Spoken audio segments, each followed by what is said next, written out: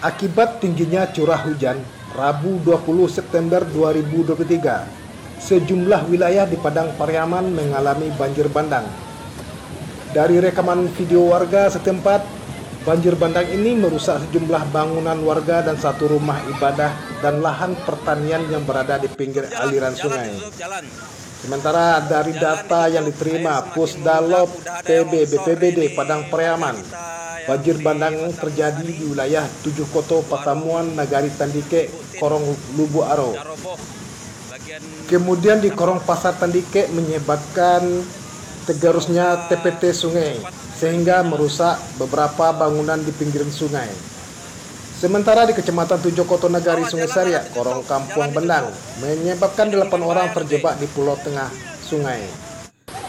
Sedangkan di Kecamatan 2x11 6 Lingkung, Nagari Cincin, Korong Ladang Laweh menyebabkan tergerusnya kembali bendungan Ladang Laweh.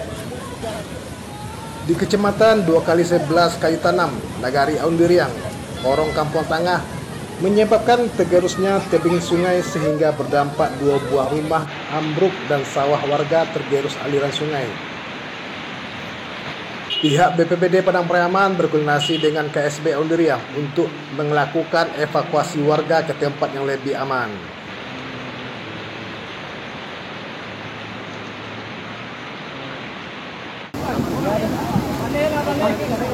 Oh iya. Iya.